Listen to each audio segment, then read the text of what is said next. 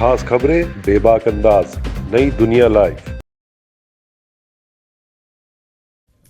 जैसा कि आप सबको पता है कि कल शाम को मैंने ट्विटर के माध्यम से ये बताया था कि आज सुबह 10 बजे मैं ईडी पर एक बहुत बड़ा एक्सपोजे करने वाली हूं। इस एक्सपोजे को रोकने के लिए, आम आदमी पार्टी को डराने के लिए, आम आदमी पार्टी को चुप कराने के लिए आज सुबह 7 बजे से ही आम आदमी पार्टी से जुड़े हुए लोगों के घर पर, आम आदमी पार्टी के नेताओं के घर पर ईडी की रेड शुरू हो गई है।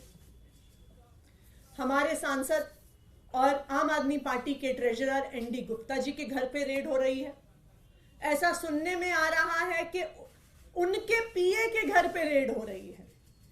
मुख्यमंत्री अरविंद केजरीवाल जी के पीए के घर पे रेड हो रही है। और अभी खबरें आ रही हैं कि शायद आज दिन भर में आम आदमी पार्टी के कई और नेताओं के घर पर ईडी रेड करने वाली है। ये क्या प्रयास है ईडी का? ये क्या प्रयास है भारतीय जनता पार्टी शासित केंद्र सरकार का कि वो अपनी एजेंसीज के माध्यम से आम आदमी पार्टी को डराने की कोशिश कर रही है, धमकाने की कोशिश कर रही है और हमारी बात को दबाने की कोशिश कर रही है। मैं प्रधानमंत्री नरेंद्र मोदी जी को, भारतीय जनता पार्टी को और उनकी एजेंसियों को जो ईडी और सीबीआई हैं, ये बताना चाहती हूं कि आम आदमी पार्टी आपकी धमकियों से डरने वाली नहीं है। पिछले 2 साल से इसी तरह आम आदमी पार्टी के नेताओं को डराया धमकाया जा रहा है। इस तथाकथित शराब घोटाले के नाम पर कभी किसी के घर छापा पड़ता है, कभी किसी और के घर छापा पड़ता है, कभी किसी को समन आता है, कभी किसी को गिरफ्तार किया जाता है। लेकिन इस 2 साल के इन्वेस्टिगेशन में अभी तक ईडी को कुछ नहीं मिला है। किसी भी क्रिमिनल इन्वेस्टिगेशन में 3 चीजें महत्वपूर्ण होती हैं। सबसे पहले रिकवरी ऑफ मनी, जिसकी लॉन्ड्रिंग हुई है। ED prevention of money laundering act के तहत केस करता है तो सबसे पहली और सबसे जरूरी चीज है कि ईडी को रिकवरी ऑफ मनी करनी पड़ेगी। लेकिन 2 साल में सैकड़ों रेड के बाद भी 1 रुपए की भी रिकवरी ईडी नहीं कर पाई। किसी भी केस में दूसरी महत्वपूर्ण चीज होती है सबूत। लेकिन 2 साल के बाद भी कोई भी पुख्ता सबूत ईडी को नहीं मिला है और ये कोर्ट ने भी बार बार पूछा है कि सबूत सामने रखिए। किसी भी केस में तीसरी महत्वपूर्ण चीजें होती हैं स्टेटमेंट्स, यानी कि गवाही। ईडी का जो सारा केस है वो सिर्फ और सिर्फ गवाही पर और कई गवाहों को, कई अक्यूज्ड को सरकारी गवाह बनाकर और उन्होंने जो स्टेटमेंट्स दी हैं उसके आधार पर बना हुआ है। और आज जो मैं खुलासा करने जा रही हूं वो आपको यह दिखा देगा कि ये सारी स्टेटमेंट्स फर्जी हैं, कि ईडी ने सारी स्टेटमेंट्स में फर्जीवाड़ा किया हुआ है। जैसा कि आपको पता है कि जब कई ऐसी स्टेटमेंट्स किसी अक्यूज से, किसी सरकारी गवाह से, किसी विटनेस से ली गई, उसके बाद कई विटनेस सामने आए और उन्होंने ये कहा कि उनसे स्टेटमेंट दबाव पूर्वक डलवाया गया, लिखवाया गया। एक विटनेस ने कहा कि उन्होंने, ईडी वालों ने इतनी जोर की थप्पड़ मारा कान पे कि कान की पट्टी फट गई। इस वजह से, इस दबाव में उन्होंने स्टेटमेंट दिया। एक विटनेस ने कहा कि उनको यह कहा गया कि अगर आप नेताओं के खिलाफ बयान नहीं दिया तो हम देखेंगे कि तुम्हारी बेटी कॉलेज कैसे जाती है। एक और विटनेस को डराया गया, उसको कहा कि तेरी बीवी को अरेस्ट कर लेंगे, तेरी बीवी को जेल के अंदर डाल लेंगे अगर तुमने आम आदमी पार्टी के नेताओं के खिलाफ स्टेटमेंट नहीं दिया। तो बार बार बार बार अलग अलग लोगों को डरा के धमका के गलत स्टेटमेंट साइन कराई गई। अब कैसे पता चलेगा कि जो स्टेटमेंट ईडी ने कोर्ट में सबमिट करी है क्या वो सही थी स्टेटमेंट? क्या गवाह ने कुछ और कहा था? क्या वो डरा धमका के ली गई है? इस देश में पुलिस के द्वारा, इन्वेस्टिगेटिंग एजेंसीज के द्वारा इस प्रकार का डराना धमकाना रोकने के लिए 2020 में सुप्रीम कोर्ट ने एक ऑर्डर दिया था। ये एक बहुत फेमस ऑर्डर है, Paramvir Singh Saini versus Baljeet Singh and others. 2020 का सुप्रीम कोर्ट का ये ऑर्डर है और इस ऑर्डर के तहत किसी भी इन्वेस्टिगेटिंग एजेंसी को अपनी इंटेरोगेशन सीसीटीवी कैमरा की निगरानी में करनी होती है। इस जजमेंट के तहत यह बहुत स्पष्ट तौर से लिखा है कि यह जजमेंट ईडी पर भी लागू होता है। ना सिर्फ इतना, इस ऑर्डर में यह भी साफ तौर पर लिखा है कि सीसीटीवी कैमरा की फुटेज सिर्फ वीडियो फुटेज नहीं हो सकती है। इसमें लिखा है CCTV cameras that have to be installed must necessarily consist of audio as well as video footage. यह सुप्रीम कोर्ट का आदेश है। क्यों? क्योंकि अगर ऑडियो और वीडियो फुटेज नहीं होगी तो यह सबूत नहीं बचेगा कि क्या किसी विटनेस को डराया गया, क्या किसी विटनेस को धमकाया गया। जो विटनेस ने बोला और जो कागज में लिखा गया क्या वो एक ही चीज है या वो अलग अलग चीज है। इसीलिए सुप्रीम कोर्ट ने यह आदेश दिया। इसी आदेश को रीआइटरेट किया सीबीआई के स्पेशल कोर्ट में एक्साइज पॉलिसी मैटर में ही जस्टिस एमके नागपाल ने, और यह किया उन्होंने 19 जुलाई को, जब एक अक्यूज्ड ने ईडी की सीसीटीवी की फुटेज मांगी। तो इसी सुप्रीम कोर्ट के ऑर्डर का हवाला देते हुए एमके नागपाल जी ने कहा कि यह हर विटनेस का, हर अक्यूज्ड का अधिकार है कि उन्हें सीसीटीवी फुटेज मिले with audio and with video. अब आप सुनिए, अब मैं आपको एक ऐसा फैक्ट बताने वाली हूं जिससे आपके रोंगटे खड़े हो जाएंगे। जब एक अक्यूज्ड ने कुछ दिन पहले कोर्ट में एप्लीकेशन डाली और कहा कि मुझे सीसीटीवी फुटेज चाहिए, तो क्या हुआ? उन्होंने एप्लीकेशन क्यों डाली? क्योंकि उनका, जो ये अक्यूज्ड थे, एक सरकारी गवाह से ईडी में आमना सामना करवाया गया।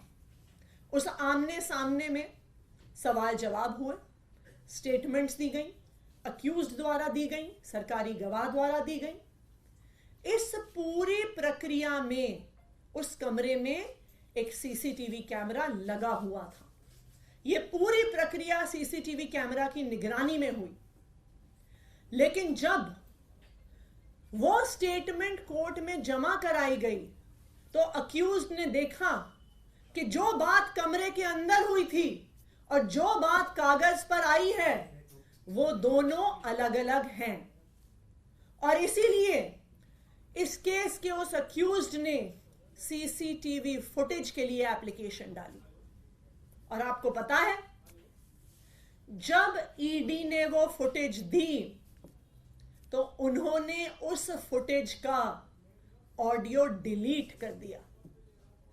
सिर्फ वीडियो फुटेज दी गई, ऑडियो फुटेज डिलीट कर दी गई और सारा एविडेंस कि वास्तविक तौर पे उस कमरे में क्या बात हुई थी, उस सारे एविडेंस को ईडी द्वारा डिलीट कर दिया गया है। और ना सिर्फ उस एक मैटर में, आम आदमी पार्टी के पास विश्वसनीय सूत्रों से यह खबर है कि जब से ये एक्साइज पॉलिसी का इन्वेस्टिगेशन शुरू हुआ है, पिछले 1.5 साल की सारी इंटेरोगेशन, सारे सवाल जवाब जो हुए हैं ईडी में, सबकी ऑडियो फुटेज को डिलीट कर दिया गया है इन्फोर्समेंट डायरेक्टोरेट द्वारा, ईडी द्वारा। ये क्या दिखाता है कि जो एक तो रिकवरी नहीं हुई, सबूत नहीं मिला, और जो स्टेटमेंट्स थी, जो एकमात्र आधार थी ईडी के केस का, वो सारी स्टेटमेंट्स भी फर्जी हैं। क्योंकि अगर स्टेटमेंट फर्जी नहीं होती तो आपको ऑडियो डिलीट करने की क्या जरूरत थी। तो आज देश के सामने ये बात आ गई है कि यहां पे घोटाले की जांच नहीं हो रही है, ईडी की इस जांच में ही घोटाला है। आज मैं ईडी से पूछना चाहती हूं, मेरा पहला सवाल ईडी से, कि ये ऑडियो रिकॉर्डिंग्स डिलीट करके ईडी किसको बचाना चाहती है? ईडी क्या छुपाना चाहती है जिसकी वजह से उन्होंने पिछले 1.5 साल की सारी ऑडियो रिकॉर्डिंग्स डिलीट कर दी हैं? मेरा ईडी से दूसरा सवाल कि आप देश के सामने, आप कोर्ट के सामने पूरी डिटेल्स रखिए कि पिछले 1.5 साल में आपने जितनी इंटेरोगेशन करी है, जितने सवाल जवाब करे हैं, उनमें से कितनी इंटेरोगेशन और सवाल जवाब के ऑडियो आपके पास आज मौजूद हैं। अगर ईडी ऑडियो रिकॉर्डिंग्स कोर्ट के सामने, देश के सामने नहीं रख पाती है, तो इस इन्वेस्टिगेशन का सारा दूध का दूध, पानी का पानी हो गया कि ना पैसे की रिकवरी, ना सबूत, और ना ही स्टेटमेंट्स का कोई भी सबूत कि वास्तविक तौर पे विटनेसेस ने क्या कहा है। तो आज मैं ईडी को चैलेंज कर रही हूं, और इसी चैलेंज को हमने कोर्ट में भी रखा है सामने। हमने कल सीबीआई के और ईडी के स्पेशल कोर्ट में राउज एवेन्यू में एप्लीकेशन फाइल करी है, और हमने सारी की सारी वीडियो रिकॉर्डिंग्स और ऑडियो रिकॉर्डिंग्स की डिमांड करी है। और मैं ईडी को चैलेंज कर रही हूं कि ये ऑडियो रिकॉर्डिंग्स देश के सामने रखें।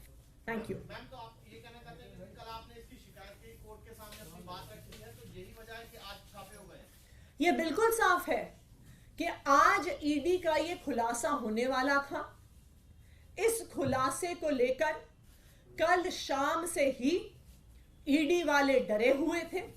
वो अलग अलग जगह फोन करके पूछ रहे थे कि किस चीज पर खुलासा है, किस चीज पर खुलासा है। और आज इस खुलासे को रोकने के लिए आज सुबह 7 बजे से ही आम आदमी पार्टी के अलग अलग नेताओं के घर पे, उनसे जुड़े हुए लोगों के घर पे छापे शुरू हो गए। ये आम आदमी पार्टी को डराने का प्रयास है। वरना आप ये तो छोड़िए कि आम आदमी पार्टी के ट्रेजरर के घर पे रेड हो रही है, उनके पीए के घर पे रेड हो रही है, मुख्यमंत्री के पीए के घर पे रेड हो रही है।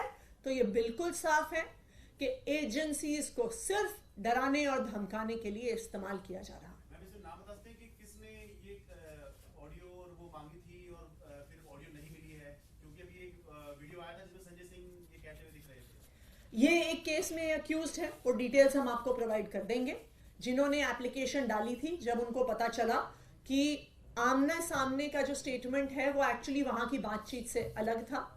कल जो एप्लीकेशन डाली है वो हमारी पार्टी के जो अक्यूज्ड हैं इस केस में, उनकी तरफ से डली है, और उसमें हमने ईडी से सारी वीडियो रिकॉर्डिंग्स और सारी ऑडियो रिकॉर्डिंग्स मांगी हैं।